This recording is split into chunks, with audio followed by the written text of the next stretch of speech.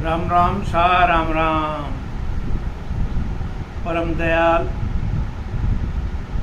आनंद सुख सम्राट आदि सदगुरु, सर्व आत्माओं के सदगुरु, सर्व सृष्टि के सदगुरु सतगुरु सुखराम जी महाराज ने धन्य हो धन्य हो धन्य हो। राम सभा में सभी ने राम राम सा राम राम। आज महाराज फरमाते हैं, सबसे पहले ये समझना होगा ये राम राम है क्या, सत्संग है क्या। राम राम ये संसारिक जीवों में जो रोम रोम में मर रहा है, रोम रोम में रम रहा है, उसको राम कहते हैं। सत्संग क्या है? सत्संग एक वो ठंडक है जो मानव शरीर की ज्वाला को शांत करता है। महाराज फरमाते हैं, सत्संग वो मिठास है, ये मानव रूप की कड़वाहट को ख़त्म करता है। सत्संग वो चीज़ है इंसान को विषय विकारों से उठा करके, कुसंगति से उठा करके उस सत्संग की तरफ लेके जाता है। सत्संग वो चीज़ है जो मानव शरीर का पहचान देता है, मानव शरीर का कीमत, मानव शरीर का संगत, ये मानव शरीर है क्या, इसके सत्संग द्वारा पता लगता है। ये मानव शरीर परमात्मा की भक्ति के लिए मिला है। केवल उस परमात्मा ने मानव शरीर सिर्फ परमात्मा की भक्ति के लिए दिया, लेकिन इस संसार में आकर के हम विषय विकारों में लग गए और विषय विकारों में ये मोह माया का जाल ने हमारे को घेर लिया और वो आनंदमय रह करके उस परमात्मा की भक्ति को भूल गए।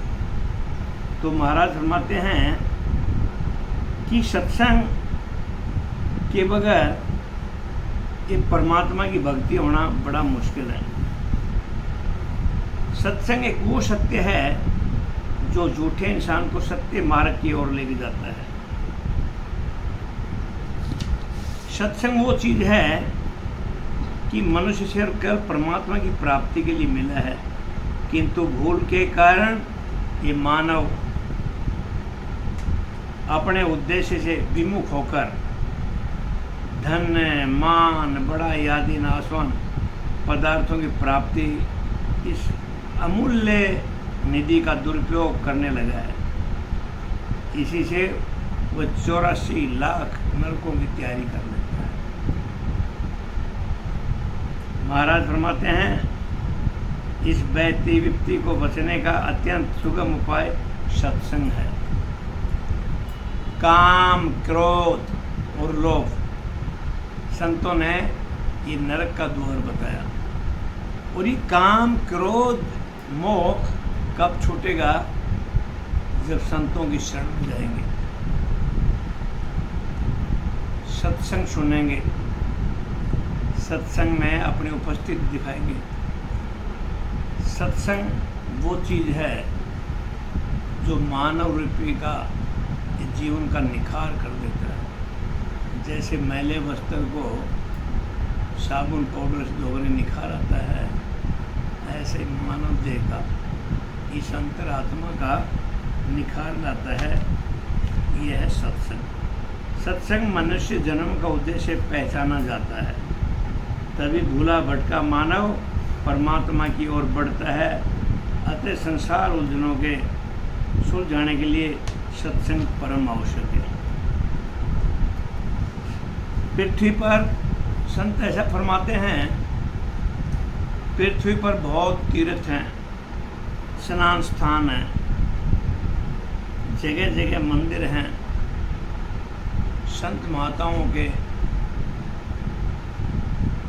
बहुत तपोभूमि है, लेकिन उन सब का तीर्थ करना सबके लिए बड़ा मुश्किल है। संत ऐसा फरमाते हैं गुरु महाराज, जहाँ सत्संग होता है, जहाँ राम चर्चा होती है, उधर वो धरातल खुद पे खुद तीर्थ बन जाता है। तो महाराज फरमाते हैं उस सत्संग को ही तीर्थ समझ के उस परमात्मा का भजन करें। और तीर्थ पे जाने से भी यदि तीर्थ कर लिया, परमात्मा का भजन नहीं किया, तो महाराज फरमाते हैं वो बेकार। इंसान दुखी है, दुखी क्यों रहता है? इंसान अपने वस्त्र बदलता है,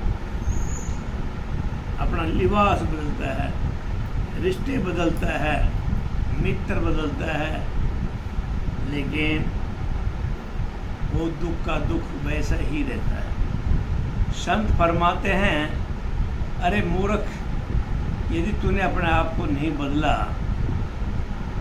तो तू सुख की चैन नहीं ले सकता। सुख का चैन तब लेगा इनको न बदलते हुए वो अपने आप को बदल। और वो कब बदला जा सकता है? जब सत्संग में उसकी उपस्थिति होगी, सत्संग में जाएगा और सत्संग में वो ज्ञान धारण करेगा। तो महाराज फरमाते हैं वो सत्संग के बगैर तू सुखी नहीं रह सकता। ये दुनिया बड़ी दुखी है, कोई धन के बगैर दुखी है, नए बच्चे शादी बगैर दुखी हैं, और जिसकी शादी हो गई वो आज़ादी के लिए दुखी है। ये संसार दुखालय है, दुखों का घर है, और वो दुखी तब तक रहेगा जब तक वो सत्संग में नहीं जाएगा, खुद को अपने आप को नहीं बदलेगा। तो संत फरमाते हैं संत शरण में जाइए और ज्ञान प्राप्त कीजिए और अपने आप को बदलिए। कहते हैं इंसान अकेला है। अरे संत ऐसे फरमाते हैं, कहने को तो मेला ठेला है, लाखों का मेला है, लेकिन संत फरमाते हैं अरे मूर्ख, ये आत्मा तो अकेला है। तू अकेला रहना सीख ले और उस परमात्मा का भजन कर ले। कृष्ण भगवान और अर्जुन की वार्ता चल रही थी, तो अर्जुन ने कृष्ण को कहा, हे श्री कृष्ण जी, कुछ ऐसा दीवार पे लिखा जाए कि सुख में पड़े तो दुख महसूस हो और दुख में पड़े तो सुख महसूस हो। ऐसी क्या चीज़ है? तो कृष्ण भगवान ने लिखा, ये समय भी गुजर जाएगा। तो जो सुखी हैं उनको बड़ा दुख होता है, अब तो सुखों की चैन ले रहा है, आनंद ले रहा है, गाड़ी हैं, बंगले हैं, ये जो समय जा रहा है वो दुखी हो जाता है। लेकिन दुखी इंसान जब इसको पढ़ लेता है, जो दुखों का पहाड़ उसके ऊपर पड़ा है, वो समझता है ये समय चला जाएगा और सुखों की बाढ़ आ जाएगी। ऐसे महाराज फरमाते हैं कि ये अजब चीज़ है। मृत्यु क्या है? मृत्यु एक वो चीज़ है, वो विश्राम है, जिसके लिए हमें बड़ा उत्सव करना चाहिए और उसको स्वीकार करना चाहिए, बड़ा खुश होना चाहिए। मातम तो उनका करना चाहिए जो जीते जी ये परमात्मा का भजन नहीं करते और उनकी आत्मा भजन के लिए तड़पती हैं। महाराज फरमाते हैं वो भीतर से मर चुके हैं, रोना तो उनका है। तो महाराज फरमाते हैं कि ये मानव शरीर सिर्फ में सिर्फ परमात्मा की भक्ति के लिए मिला है, और इस मानव शरीर के लिए देवी देवताएं, ब्रह्मा विष्णु महेश भी उस परमात्मा से प्रार्थना करते हैं, हे परमात्मा, हमें भी ये मानव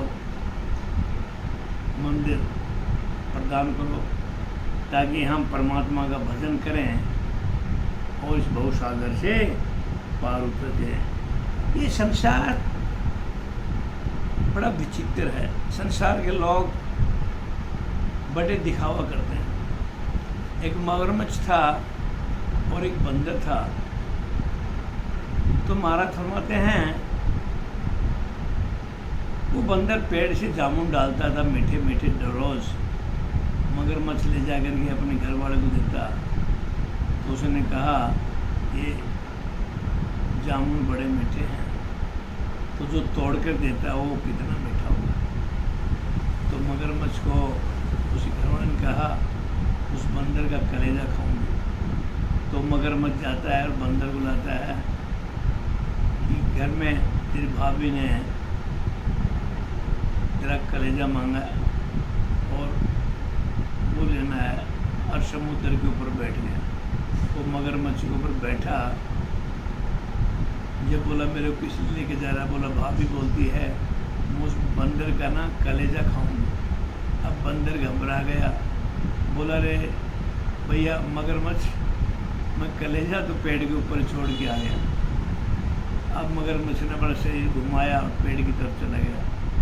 अब बंदर समझा तेरी जान खतरे में, तो जैसे पेड़ के पास गया मैं कलेजा लाता हूँ, तो बंदर छलांग मार करके उस पेड़ पर चला गया। अरे तुम तो बड़े कपटी हो, तुमने मेरे इतने तोड़े हुए जामुन खाए, अब मेरे को खाना चाहते हो।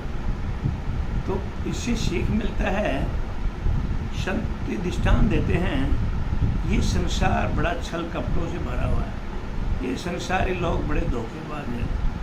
तो इसलिए परमात्मा का भजन करो। परमात्मा, ये परमात्मा का भजन तब होगा जब सत्संग में आएंगे। ऐसे महाराज फरमाते हैं कि सत्संग के बगैर ये मानव जीवन का कोई वो नहीं है। ये बड़ा क्षण भंगुर शरीर है। एक संत ने कहा पापी मन कर ले भजन, ये पापी मन कर ले भजन, ये मौका मिला है तो कर ले जतन, बाद में पछताएगा जब पिंजरे से पंछी निकल जाएगा। तो संत बार बार फरमाते हैं ये मानव शरीर बार बार नहीं मिलता। तो महाराज फरमाते हैं कि तूने जो कमाया बंदा दूसरा ही खाएगा, अरे कर ले हरि भजन, वही तेरे साथ जाएगा। 8 पहर तू बहुत कमाया, 8 पहर तू बहुत कमाया, पल भर भी तूने भजन नहीं किया, ते मानव से परमात्मा को तू क्या जवाब देगा?